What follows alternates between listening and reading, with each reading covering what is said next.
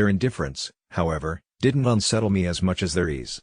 Even the ones my age acted as if they'd been born on the school grounds.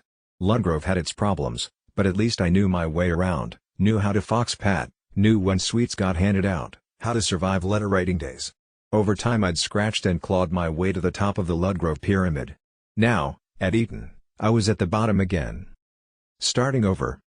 Worse, without my best friend, Henners. He was attending a different school. I didn't even know how to get dressed in the morning. Every Etonian was required to wear a black tailcoat, white collarless shirt, white stiff collar pinned to the shirt with a stud, plus pinstripe trousers, heavy black shoes, and a tie that wasn't a tie, more like a cloth strip folded into the white detachable collar. Formal kit, they called it, but it wasn't formal, it was funereal. And there was a reason. We were supposed to be in perpetual mourning for old Henry VI. Or else for King George, an early supporter of the school, who used to have the boys over to the castle for tea, or something like that. Though Henry was my great-great-great-great-great-great-grandfather, and though I was sorry for his passing, and for whatever pain it had caused those who loved him, I wasn't keen on mourning the man around the clock. Any boy might balk at taking part in a never-ending funeral, but for a boy who'd just lost his mom it was a daily kick in the balls.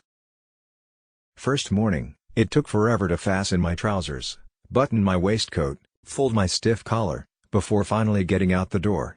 I was frantic, desperate not to be late, which would mean being forced to write my name in a large ledger, the tardy book, one of many new traditions I'd need to learn, along with a long list of new words and phrases. Classes were no longer classes, they were divs. Teachers were no longer teachers, they were beaks. Cigarettes were tabbage.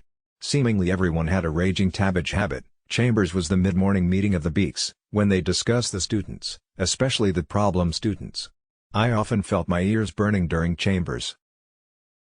Sport, I decided, would be my thing at Eton. Sporty boys were separated into two groups, dry bobs and wet bobs.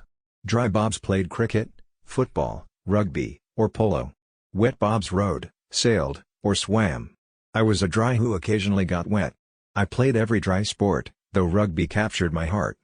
Beautiful game, plus a good excuse to run into stuff very hard. Rugby let me indulge my rage, which some had now taken to calling a red mist. Plus, I simply didn't feel pain the way other boys did, which made me scary on a pitch. No one had an answer for a boy actually seeking external pain to match his internal. I made some mates. It wasn't easy. I had special requirements. I needed someone who wouldn't tease me about being royal, someone who wouldn't so much as mention my being the spare. I needed someone who'd treat me normal, which meant ignoring the armed bodyguard sleeping down the hall, whose job was to keep me from being kidnapped or assassinated. To say nothing of the electronic tracker and panic alarm I carried with me at all times, my mates all met these criteria. Sometimes my new mate said I would escape, head for Windsor Bridge, which connected Eton to Windsor over the River Thames. Specifically we'd head to the underside of the bridge, where we could smoke tabbage in privacy. My mates seemed to enjoy the naughtiness of it, whereas I just did it because I was on autopilot. Sure, I fancied a cig after a McDonald's, who didn't? But if we were going to bunk off, I'd much prefer heading over to Windsor Castle Golf Course, knocking a ball around, while drinking a wee beer. Still, like a robot, I took every cig offered me, and in the same automatic, unthinking way, I soon graduated to weed.